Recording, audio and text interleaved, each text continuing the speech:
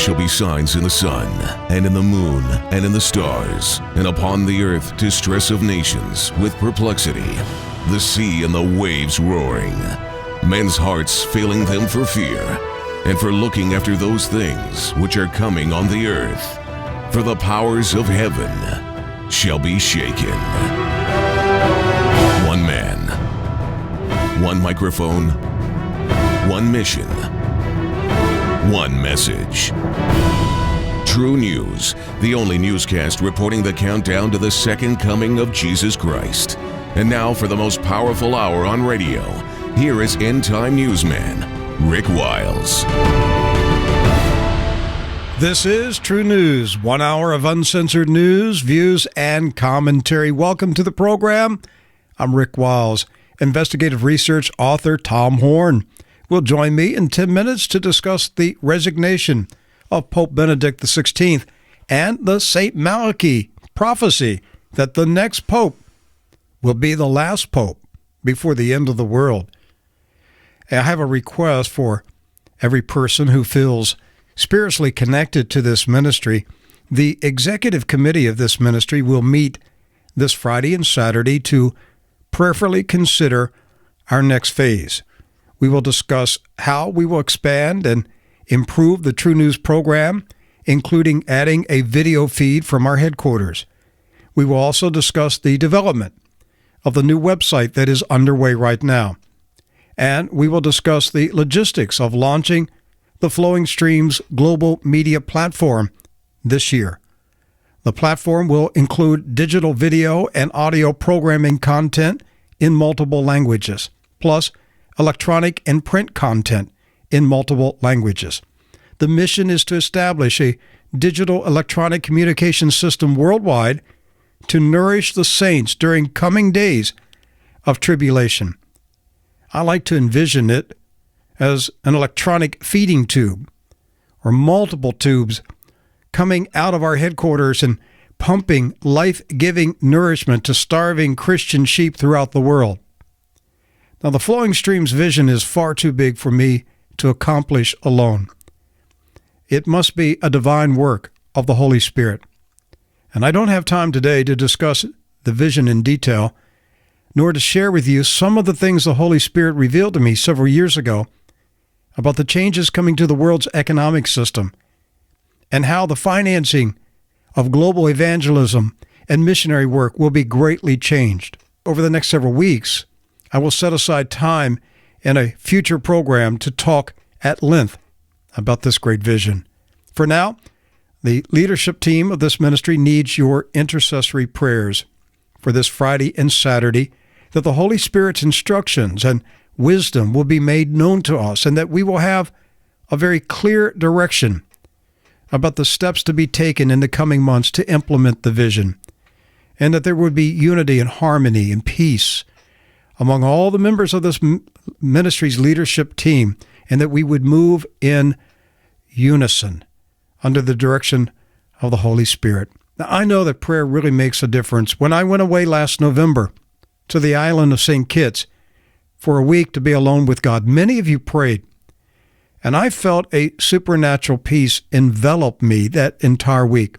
And I knew it was because you were praying for me.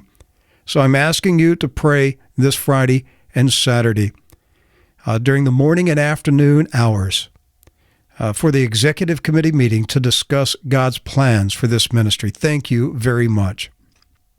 Now, let's take a quick look at the headlines before Tom Horn joins us to discuss whether the next pope is the last pope before the end of the world. North Korea issued a stark warning to South Korea that if Western nations continue to impose economic sanctions on the communist country, South Korea will soon face its final destruction. John Young-rung, North Korea's envoy to the UN, told the UN Conference on Disarmament, quote, "As the saying goes, a newborn puppy knows no fear of a tiger."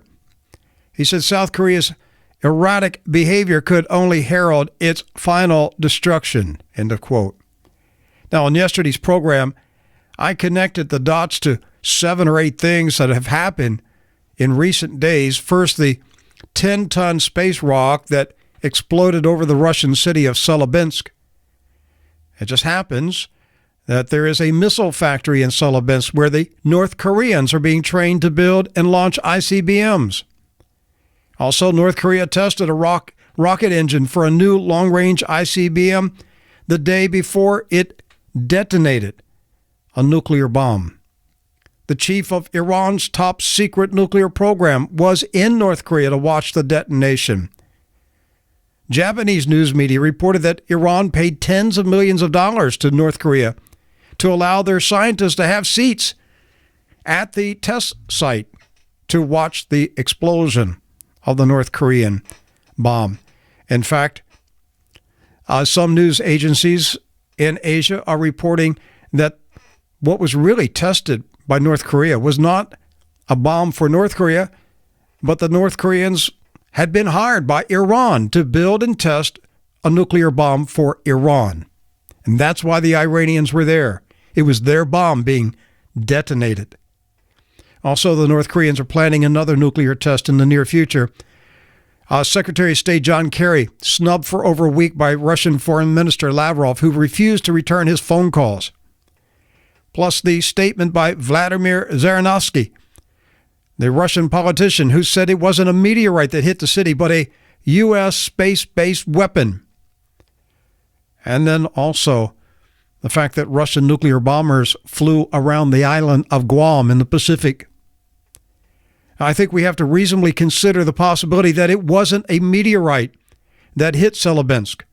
The city was possibly hit by a top-secret space-based weapon that took out the Russian ICBM rocket factory that was training the North Koreans, and that the hit was timed to coincide with the arrival of the asteroid so that the public of the world would assume that a space rock hit the city. If that is the case, then World War III is game on. Now, an American security firm alleged today that cyber attacks that stole massive amounts of information from military contractors, energy companies, and banks and other key industries in America and around the world, that these attacks have been traced to the doorstep of the Chinese military. China's foreign ministry dismissed the report as groundless, and the defense ministry denied any involvement in hacking attacks. The report by the Virginia-based Mandiant Corporation contains extensive and detailed accusations linking the Chinese PLA to a wave of cyber spying against American, Canadian, British, European, Japanese, Australian, and South Korean government agencies and corporations.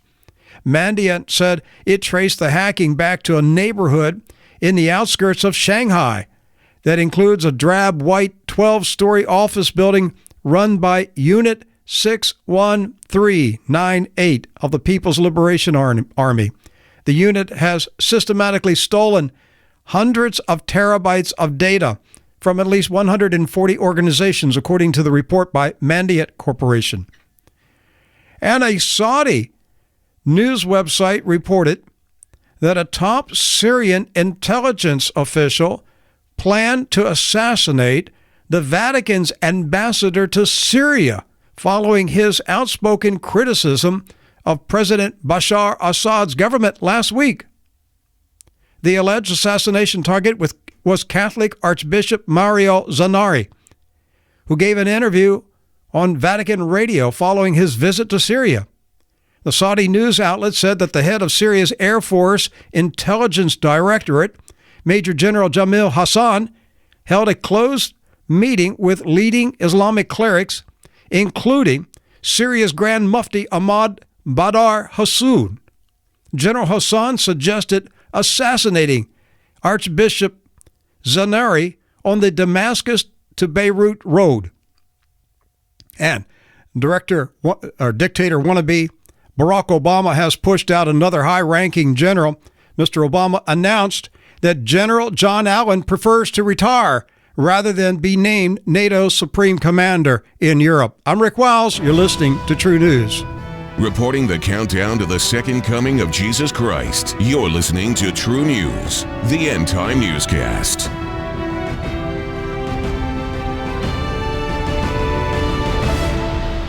Static on the radio can sometimes be easy to tune out, but there's another kind of static we must not ignore. Here's today's Moment with Charles Stanley. Everybody needs an alarm system. Now, you can buy one real cheap and put it on the table, but that's not what I'm talking about. I'm talking about on the inside. And you do have one, whether you're listening or not. Now, I can tell you how mine sounds. Mine doesn't have an audible sound, but it sounds like in my spirit static. Something's not right.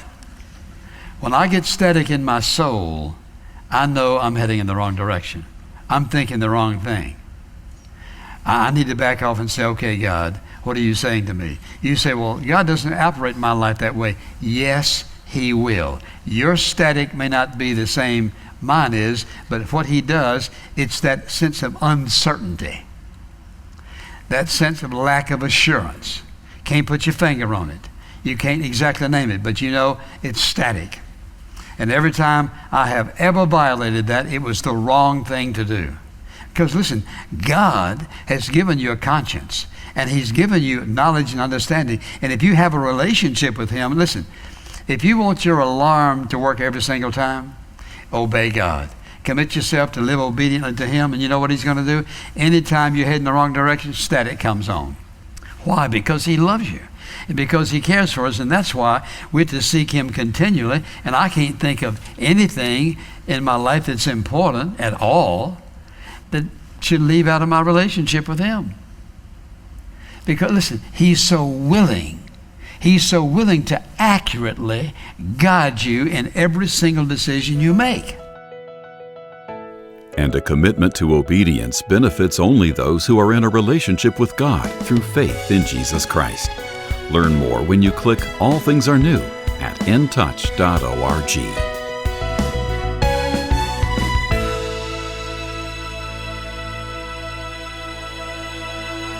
Welcome back to segment 2 of True News. I'm Rick Wiles. Our focus in this segment of the program will be the historic events taking place in Rome with the sudden resignation of Pope Benedict XVI. Following the announcement of his resignation, lightning struck St. Peter's Basilica in Vatican City. This is the first time a pope has resigned in 600 years. Furthermore, the Catholic Church will be without a pope after February 28th until the new pope is chosen by the cardinals in March. And after he's chosen, there will be 2 popes alive simultaneously. And Catholics are wrestling with the question, will Pope Benedict remain infallible after he is replaced? At 8 p.m. on February 28th, Pope Benedict will no longer be pope, and the Vatican will go into a period when the Catholic Church declares that the seat of St. Peter is vacant. The interim period is governed by ancient rituals and obscure Vatican institutions. All heads of Vatican departments cease to exercise their office until the new pope is installed, with the exceptions of the Vicar of Rome, who continues to provide pastoral care for people in the city of Rome, and the major penitentiary, the official who grants absolutions and dispensations. Also at 8:01 p.m. on February 28th, the Vatican Secretary of State, Cardinal Tarcisco Bertone, will lose his position as the Vatican's prime minister. But Cardinal Bertone also holds the position of Camerlengo of the Holy Roman Church. He and the Apostolic Chamber will run the Vatican State and be in charge of the Vatican Bank and the Church's properties until the new pope arrives. By the way, outgoing Pope Benedict replaced the head of the Vatican Bank, Ettore Gatti Tedeschi. The new Vatican Bank chief is German industrialist and aristocrat Ernest von Freyberg. Mr. von Freyberg is a member of the 900-year-old Sovereign Military Order of Malta. The secret conclave of 117 cardinals that will choose the next pope will convene as early as March 15. Irish newspapers have speculated that the new pope will be named on St. Patrick's Day, March 17. The speculation, of course, is whether the next pope will be the last pope before the end of the world. I'm referring to the prophecy declared by Irish priest St. Malachi in 1039 that named all the popes until Jesus Christ returns. The list is eerily accurate. If St. Malachi's prophecy of the Pope was a true prophetic message from the Holy Spirit, then the next Pope will be Petrus Romanus, or Peter the Roman. Well, there's nobody on the planet more qualified to talk about this topic than my guest, Dr. Tom Horn. He is the co-author of the best-selling book, Petrus Romanus, The Final Pope is Here. Chris Putnam, the other co-author, was here on True News last week, and Tom and Chris predicted in the book that Pope Benedict would resign for health reasons in either 2012 or 2013. Tom is also the founder of the popular website, RaidersNewsUpdate.com. Tom Horn, welcome back to True News. Hey, Rick, always good to be on the radio with you. This is a truly historic time in the world. There's a lot of things happening here.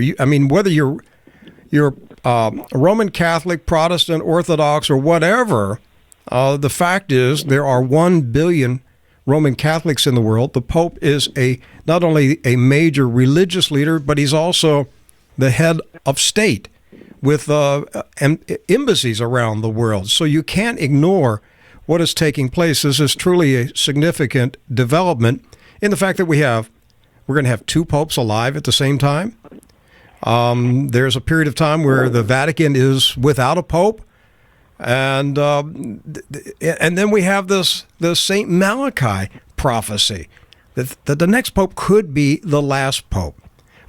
I know, Tom, your phone must be ringing nonstop since Pope Benedict's resignation. Yeah, it has been for a couple of reasons. One, of course, because we wrote the book, Petrus Romanus, which came out in 2012. Came out about 1 year ago.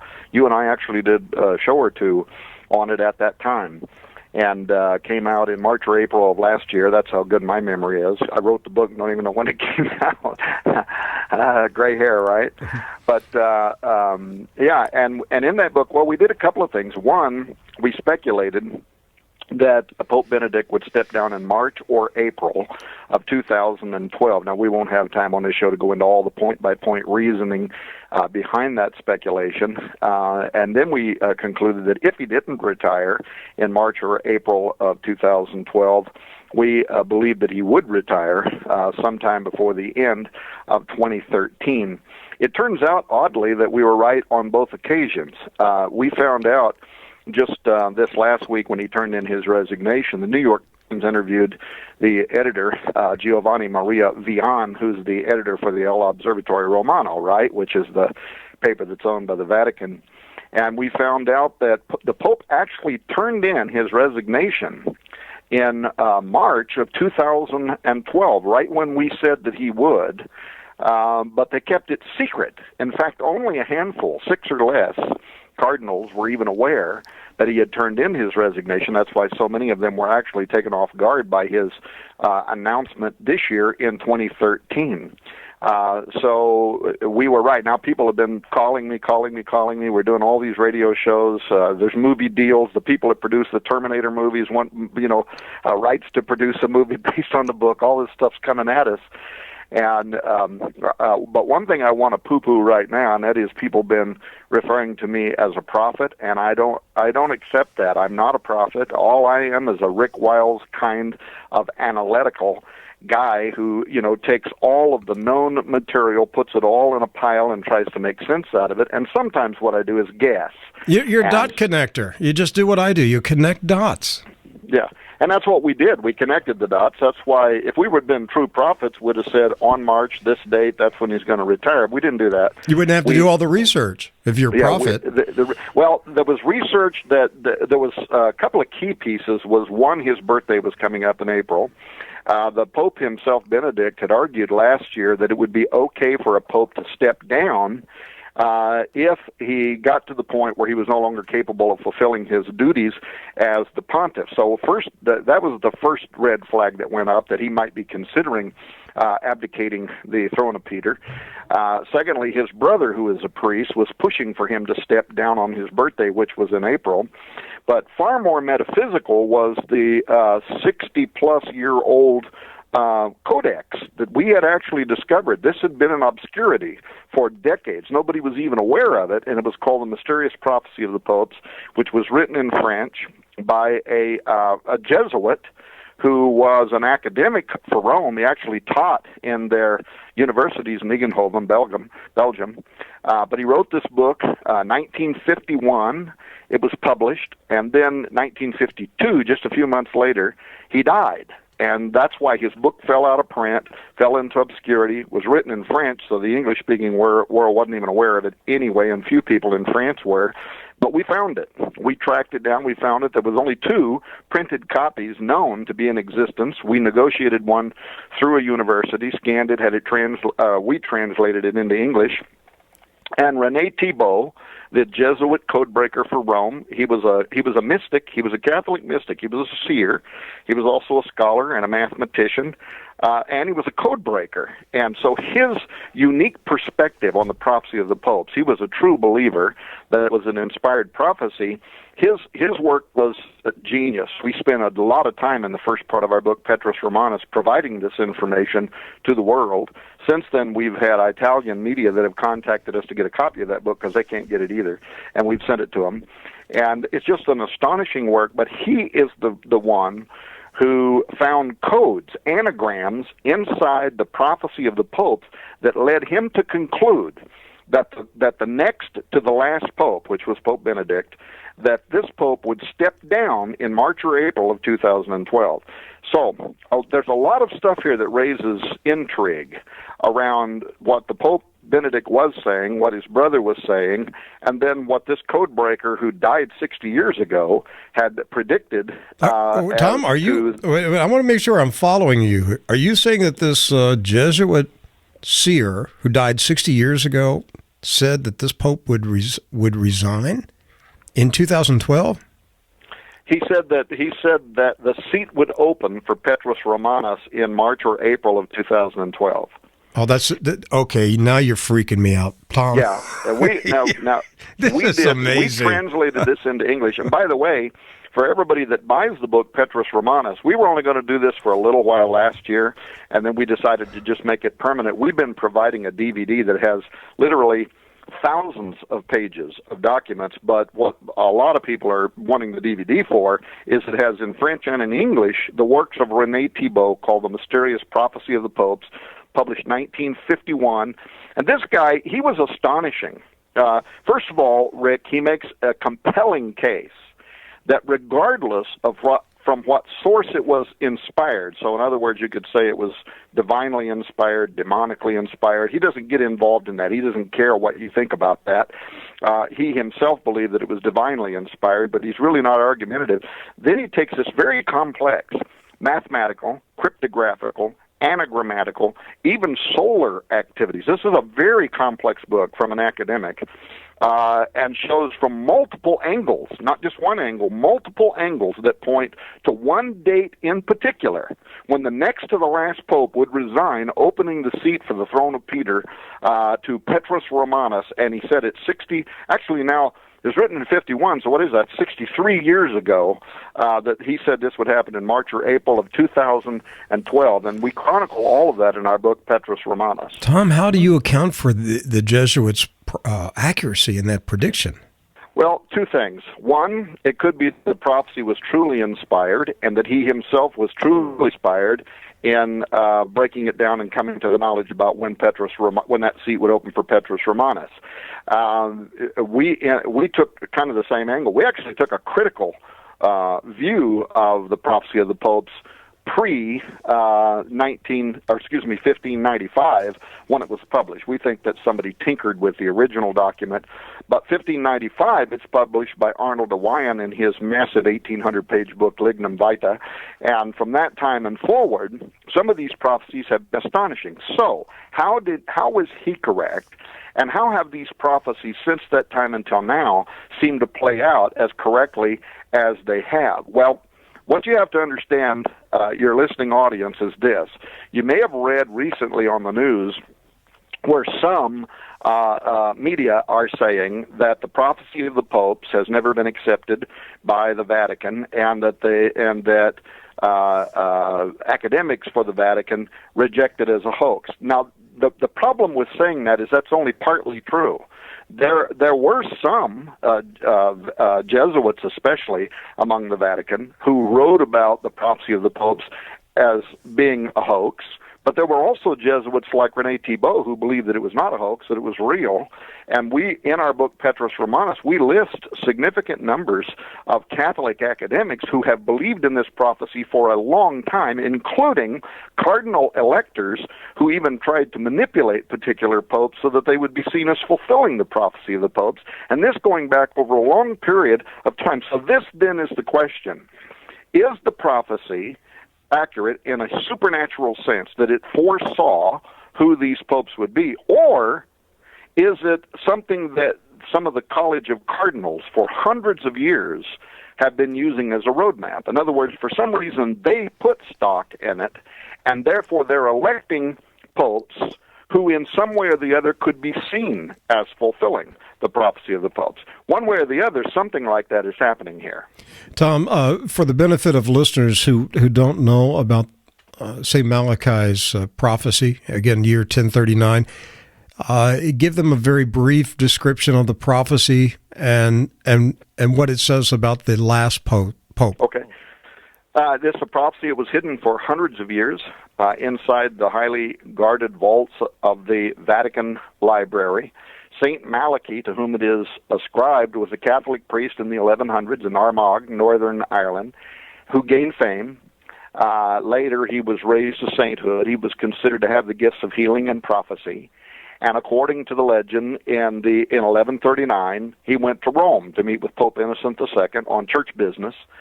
And then upon leaving the Seven-Hilled City, he allegedly experienced what is today considered a famous vision, commonly called the prophecy of the popes, in which something came upon him, and he sat down and he started writing out these Latin verses, a list of Latin verses predicting each of the Roman Catholic popes, the one that would follow Pope Innocent II, which was Pope Celestine II, down to the final pope, Peter the Roman, whose reign would end in the destruction of Rome. And according to this ancient prophecy, this is a 900-year-old medieval Catholic prophecy. According to this prophecy, the pope that is elected now, within a few weeks, the one following Benedict XVI, is the final pontiff, Petrus Romanus, or Peter the Roman. And in English, here's what the last segment of the prophecy of the popes says in describing the coming of Petrus Romanus. It says, quote, "In the extreme persecution of the Holy Roman Church, there will sit Peter the Roman, who will nourish the sheep in many tribulations. When they are finished, the city of Seven Hills will be destroyed, and the dreadful judge will judge his people, the end." Now, that's the last line, and both Catholic and Protestant scholars have interpreted that as saying that this is the time that the church is going to enter into the Great Tribulation period, because it says he will reign during the tribulations, and at the end of it, the city of Seven Hills, Rome, would be destroyed, and the dreadful judge, right? So this is the second coming of Christ. The dreadful judge will judge his people. Now, what's interesting about this is how there is a connection between 2012 and 2013. And 3 weeks ago, on other radio show, when I was being interviewed by Steve Quayle, this is another reason I'm so busy right now, I said that the resignation of Pope Benedict was imminent. And 2.5 weeks later, actually, he retired, and everybody said, "How in the world did Tom Horn?" I got emails saying, "Who's your insider at the Vatican?" Well, I got no insider at the Vatican unless it's the Holy Spirit. I was making that conclusion, again, for metaphysical reasons, for spiritual reasons, that our 600 pages in Petrus Romanus details that we don't have time to outline today. But there was a second thing that was in the back of my mind, Rick, and that is, not only did you have this 900-year-old Catholic prophecy, not only did you have the code-breaking of René Thibault, which has been uncanny in its accuracy, but there was also a 700-year-old prophecy by Jewish Orthodox priests. And they were prophesying, this is in the Zohar, and if you want me to keep going and talk about this, Go ahead. Yes, sir. Go ahead. This was in the Zohar. It also is astonishing because it's set in the Jewish calendar. And its prediction is for the year 5773. Now, in the Jewish calendar, that began in September of 2012 and extends into this year in August 2013. So their calendar's not like our Gregorian calendar. They don't go from January to December like we do. They prophesied the year 5773, which connected our Gregorian date of 2012 to 2013, suggesting that this could start playing out at any time between September of last year and August of this year. Now, that's astonishing, because when you read this 700-year-old prophecy, you have to keep in mind that the prophecy of the popes had not even been published. It was hidden in the Vatican archives. The world wasn't even aware of it until 1595, and a couple of hundred years before that, these Jewish priests write in, and I'll just read it to your audience real fast, they write something in the Zohar that is incredible. The Zohar, for those who may not know, it is considered to be the most important work of Jewish Kabbalah, or mysticism. It's a collection of books written in medieval Aramaic 700 years ago, contains mystical commentary on the Pentateuch, the 5 books of Moses, the Torah. But in addition to interpreting the Old Testament, there's a section in the Zohar called the Vayera section that includes a subsection called the Signs Heralding Mashiach, or the Coming of the Messiah. Now, the fascinating date that they set for his appearance is 5773. This began 5 months ago, and it will conclude this year in 2013. And here's the important point for the listener.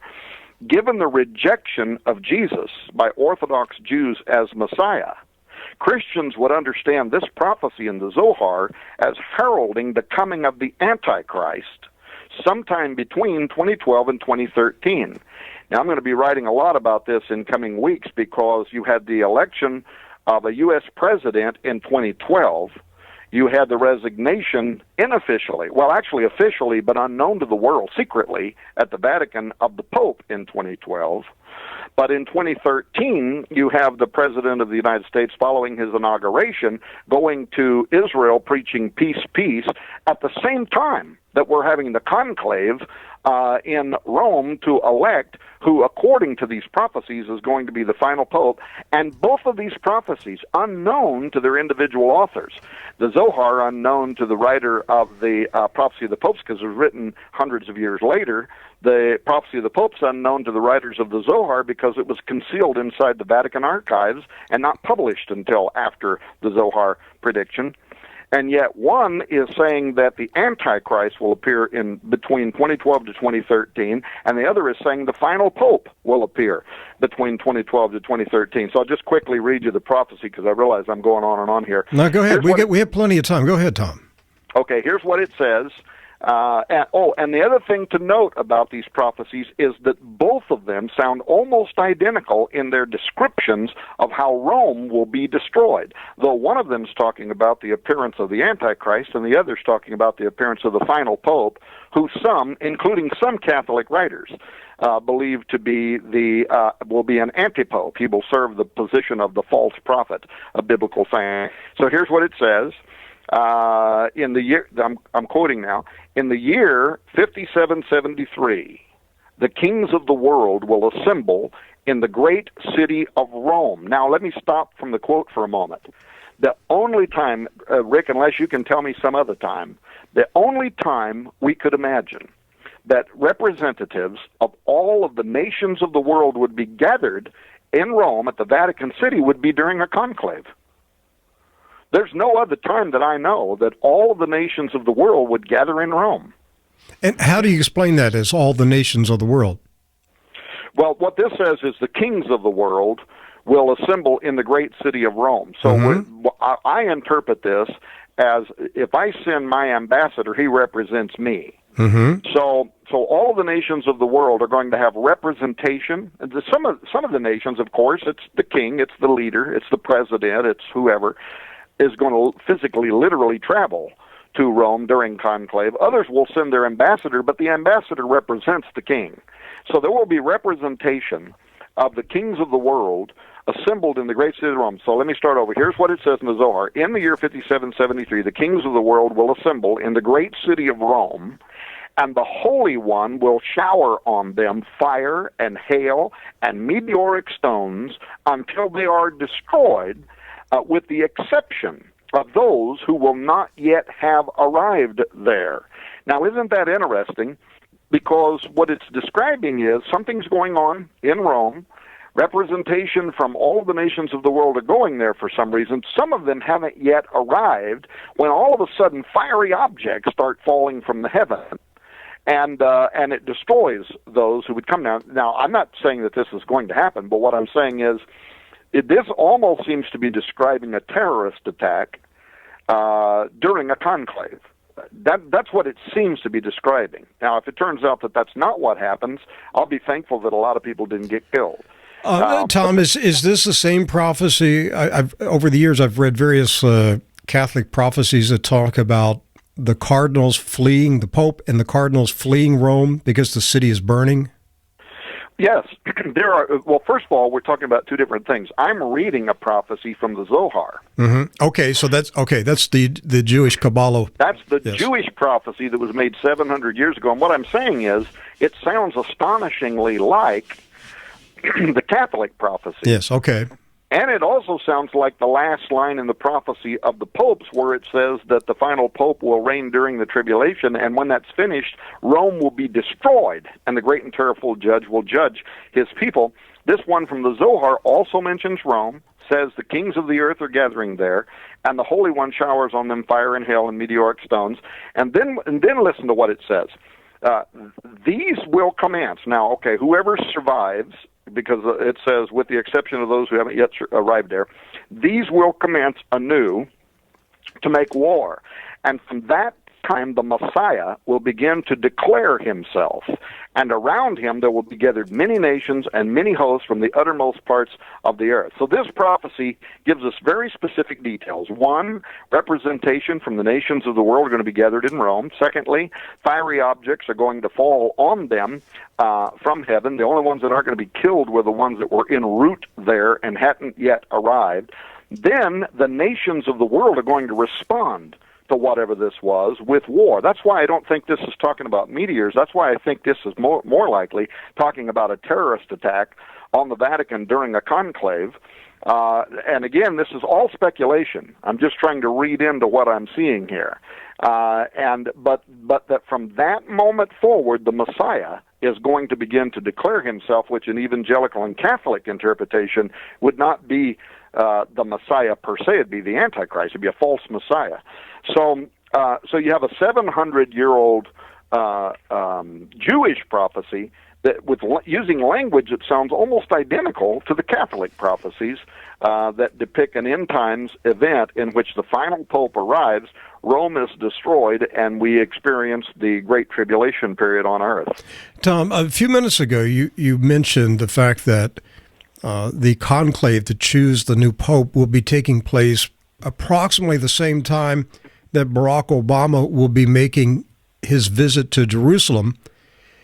And I personally, I'm going to be watching to see if he times his entry into Jerusalem to coincide with the entry of Jesus Christ into Jerusalem before the crucifixion. That would be very interesting to see. It would be, and you know as well as I do that even in both of his elections, but especially the first one, he went out of his way to be seen. You know, there were people who even got donkeys and went ahead of them with these little, figurines of Obama riding down the streets, and they were waving palm branches ahead of him, reminiscent of the triumphant entry of Jesus Christ. And throughout his 4 years, going into this fifth year, this man has permitted his followers to refer to him in godlike terms. They say he's godlike, he's a Messiah, he is a savior. They deify Barack Obama, and he has never rebuked them. He has never chastised anybody. He has never renounced these claims by his followers. So he clearly enjoys his followers referring to him as a Messiah, a Savior. So now we have this guy going to Jerusalem at the same time the 117 cardinals will be meeting in Rome to choose the next pope. This is really amazing stuff that's happening, Tom. Hey, a lot of people are trying to, they're researching the various cardinals, to see how many of them are named Peter. Now, I've been trying to explain to people through emails and phone calls that his birth name does not need to be Peter in order to be Petrus Romanus. Do you want to speak about that? In one sense, the title Petrus Romanus could simply just be an oblique reference to the last pope, because every pope sits on the throne of Peter. Now, they wouldn't take the name Peter because that's against their rules or their laws. Well, somebody might, but they've always considered that to be unwise, to take the name Peter II, if you will. Would you be shocked if this next pope declares himself Peter II? Well, that would be absolutely shocking, and he would certainly then be considered by a lot of the church to be an antagonist. But it's possible, but the point is that that doesn't have to happen for him to fulfill the prophecy, because every pope sits on the throne of Peter. In fact, Catholic academics constantly refer, or have in the past, to whoever the current pope is as the, quote, latest Peter in the line, end quote. So that's a common phraseology. So whoever the pope is, he's the latest Peter in the line. Now, how could he fulfill the prophecy of the popes to be Petrus Romanus, Peter the Roman? That could happen in a lot of ways. One, anybody could be elected the pope and fulfill this prophecy. One of the people in our top 10 list from the book Petrus Romanus is Mark Poulet, for instance, the Canadian cardinal. Whether he'll be elected or not, I have no idea, but he was in our original top 10 list. If he then took, because once you're elected pope, you take a different name, like Cardinal Ratzinger became Pope Benedict XVI. Coulet, or anybody like him, could be elected who has nothing to do with the name Peter, but then take a name that somehow associates them with another pope in history that was somehow associated with Peter. Secondly, and what could be more directly astonishing is there is a significant list right now in the top five. In the top five odds makers in the world right now for who will be the next pope. There's an astonishing way in which every one of them could be associated with Peter the Roman. For instance, today's top odds is one of the top 10 from our Petrus Romanus list last year, and that's Cardinal Angelo Scola. Well, Cardinal Scola is an Italian. So if he was elected pope, he would literally be Peter the Roman because he is an Italian. Any other Italian who is elected as the pope could be thought of in the same way. There's a connection, by the way, between Angelo Scola and the VatiLeaks scandal from last year. Now, whether that will create some concern among the cardinal electors that might shy away from him, I don't know, but I do know that there were those who thought that Scola was working behind the scenes against another Italian, and that's the current Secretary of State, Tarcisio Bertoni, who many believe, and we wrote in the book, Petrus Romanus, that a lot of VatiLeaks was actually happening as an invisible, internal, behind-the-scenes scandal that was going on, where you had these various cardinals who were positioning themselves to be the next pope, and they were trying to mudsling against Tarcisio Bertoni. But having said that, Angelo Scola may be today's number one pick, but probably today's number two pick on all of the odds maker screens right now still would be Tarcisio Bertoni. And he was born in Romano Convalesce. I can't even say the words in Italy, but so he would quite literally be Peter the Roman. And as you said at the opening of this show, he is the current Secretary of State. After the 28th of this month, beginning March 1. He will stop his duties as the Secretary of State, but he is the Pope's Carmelingo. He's fairly old, isn't he? He's 78, I believe. He would be. he would be an older, and that's one of the things that might weigh against him. Mm-hmm. See, the logic has been for the last few years that Pope Benedict was kind of a fill-in pope, if you will. Right. They were willing to elect somebody old, transitional pope. But the next pope, they want somebody that can be in there for a long time, so you're going to be looking for a younger pope. But there's actually been some theology recently coming out of Rome in which they're talking about they should even limit the term of the pope. Whether they will, I don't know, but there are Catholic scholars who believe that by electing a pope and then letting him sit in there for life is probably an archaic idea that ought to be done away with, and so they ought to elect popes that are going to serve like a U.S. president, 4 terms, another 4 terms, and then you're out of there. Now, if they did that, a 78-year-old Tersosio Bertoni, Peter the Roman, it might not be such a problem. Well, the reason I'm asking, Tom, is because if this prophecy of Malachi is accurate, if it is of God, and this next pope is the last pope, then the age of the next pope could tell us a lot about how much time we have left on this planet. Because if he is in his late 70s, early 80s, then we're in for a short ride. If he's in his 50s or his early 60s, I mean, he could be there for 20 to 30 years. But if he's close to 80, I mean, what's the max that he's going to be sitting in on the seat of Peter for, 5-10 years at the max? So it tells me a lot about how much time we have left, if this prophecy is true. True, yeah. Hey, we got about 6-7 minutes. I got a list of things I want to ask you real quickly. Over the years, a lot of people have said to me, Rick, the last pope will be an evil pope. And, they use the term black pope, not referring to skin color, but to spiritual darkness, because the pope wears white, and they're saying that the last pope will be a black pope. He'll be an evil pope. Where does that stuff come from? Where do those predictions, prophecies come from?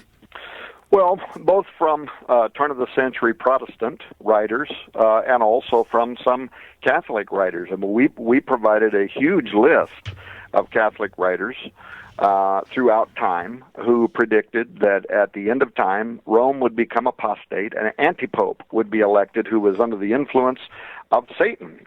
And Malachi Martin wrote about that, but others, Monsignor Luigi Marinali, Cardinal Henry Manning wrote significant research. It was published in at least 2 different books.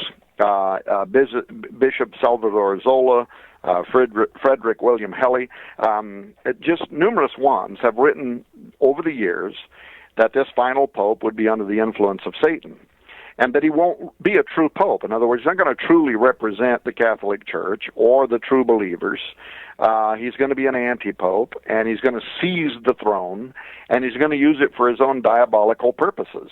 And so that's partly where some of that comes from. And if people want the long history of that, then they can get the book Petrus Romanus, and some of that will be astonishing. Some of that will be new information to a lot of modern Catholics who did not know that in the history of Roman Catholicism, many of their own greatest seers believed that a final pope would be under the control of Satan and would actually lead the church into the Great Tribulation period. But the Malachi prophecy says that he will nourish his people during the time of tribulation. Okay.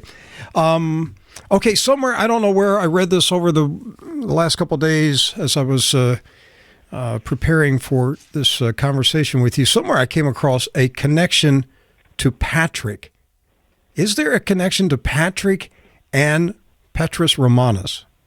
Yeah, what some people are saying is that if the current conclave plays out correctly, then you could have a pope elected by St. Patrick's Day.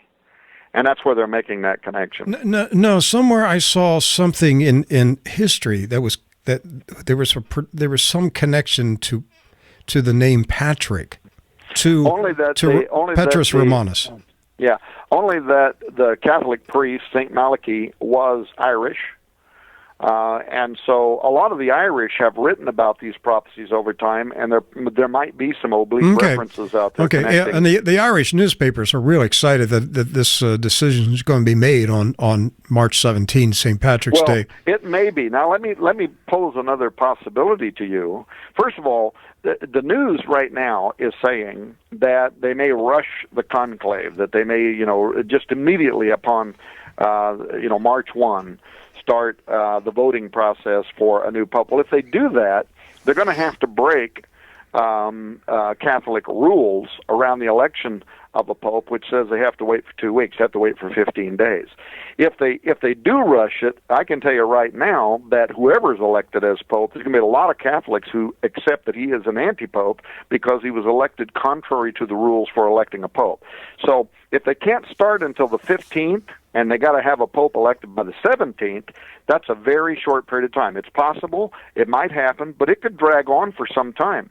There's a lot of rules around the electing of a pope, and I could, if I had time, I could go over all the whole sequestering process, the 2/3 plus 1 majority vote, the whole process. But if a new pope's not elected for 12 to 13 days, is the only time at which they then would go to a simple majority vote. So this could go on for some time. Okay.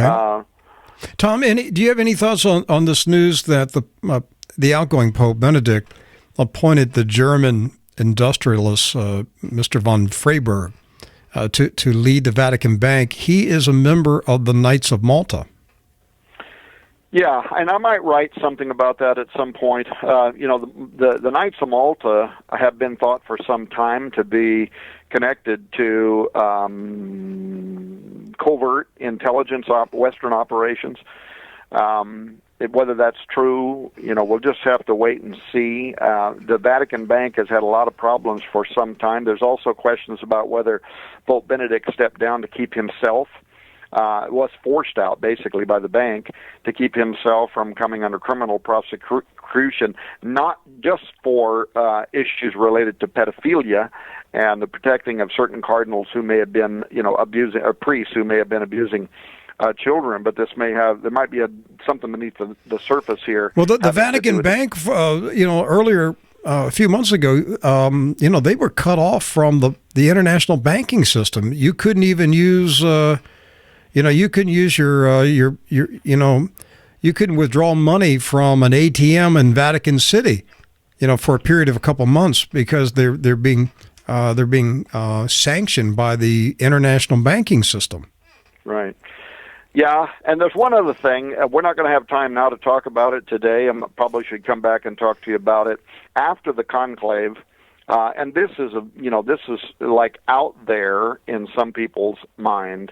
But the second part of our investigation, the first part was Petrus Romanus, the final pope is here. And then things began developing behind the scenes that led us to write a new book. It's going to be in print here in about 4 weeks. It's called Exo Vaticana, and it has to do with why Rome is suddenly interested in creating doctrine that would accommodate the existence of extraterrestrial intelligence. And for anybody listening to this that thinks that I suddenly made a leap out into Lulu land, they're going to be astonished by the documents that were provided to us by leaders in Rome, including Guy Cosmonalgo, who is one of the leading astronomers for the Vatican. And here's what I'm going to predict to you, that the coming pope, whoever he is going to make a papal decree. Now, what people need to remember is that a pope can speak what do they call it? Vicarious filii Dei. He can speak as the voice of God, and he can pass a dogma, and then that dogma becomes the true teachings of the church. And if you don't accept those teachings, well, then you're heretic. You may still get to go to heaven somehow, but you have not accepted the correct teachings of the church. And I'm telling you that the new pope, and probably sooner than later, is going to be involved in the issuance of a new dogma, a papal decree that is directly connected to the existence of extraterrestrial intelligence. Now, for some time, people are going to listen to the show and they're going to say, okay, this guy just lost all credibility. He's a nut job. But this book is 700 pages, many of which are the actual documents from the Vatican's Opus Dei level theologians who have provided this material for us, and it's not us that's saying that, it's them that's saying it. Well, you know, Tom, you have an open invitation to be here the moment that book comes out. I will be waiting for it. It is going to be a blockbuster of a book. And Tom expects to have it out in 4 to 6 weeks. You can order it at his website, RaidersNewsUpdate.com, and I'm sure it'll be on Amazon and everything else. Tom, we will have you back, and we'll pick up this conversation in several months when you get the new book out. I'm looking forward to it. Well, you know what's ironic, Rick, is that one of the very first shows I ever agreed to do on radio, in which we talked about a great deception that would involve the existence of alien life, I did with Rick Wiles, with you many years ago when your show was actually called something else. Yeah, I think that show was probably the year 99 or 2000. Yep, you were one of the very first guys I ever agreed to do that with, and how it has come full circle. And here we are. And I've always believed, as I think you have too, you know, there's a day coming that, you know, the greatest deception Satan is going to use on the human race will be space aliens, which are nothing more than demons. But I will not be surprised if an alien aircraft, spacecraft lands on Earth. Satan walks out and tells the human race, "I'm your daddy." Well, it's not going to just be Catholics, so let's be sure about that. Oh, no, the whole people. No, the whole planet is going to buy into this big lie. We'll talk about it when the book comes out. Tom Horn, RaidersNewsUpdate.com. Thank you, Tom. Great to be with you again, Rick. Reporting the countdown to the second coming of Jesus Christ. This is True News. This is Max McLean. When was our personality and our soul created? Listen to the Bible from Psalm 139. For you created my inmost being. You knit me together in my mother's womb. I praise you because I am fearfully and wonderfully made. Your works are wonderful. I know that full well. When I was woven together in the depths of the earth, your eyes saw my unformed body. All the days ordained for me were written in your book before one of them came to be. How precious to me are your thoughts, O God! How vast is the sum of them! Were I to count them, they would outnumber the grains of sand. From Psalm 139, listen to the Bible. It's great for the soul. Hear more at radiobible.org. That's radiobible.org. Hey, if you believe in the tooth fairy and elves and magic stardust, you'll believe this news report from the New York Federal Reserve Bank. You know, a lot of people are asking why there hasn't been an audit of America's gold since the 1950s. Does anybody even know if the gold is still in the vaults? And are the bars pure gold or filled with tungsten? Well, relax.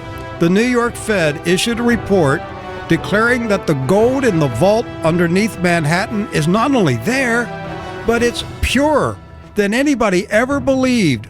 I guess the good witch of the West sprinkled some magic stardust on the gold. Of course, the New York Fed checked the gold themselves. No outside auditors were permitted on the tour. And they didn't say a word about Fort Knox, only the gold in New York City. But don't forget about the man who ran the New York Federal Reserve, little Timmy Geithner. Now you believe him, right? Well, we appreciate you listening to True News. It's unlike any newscast you're going to hear on CNN, Fox, BBC, CBC, or any other mainstream news network. You need True News. I'll see you tomorrow.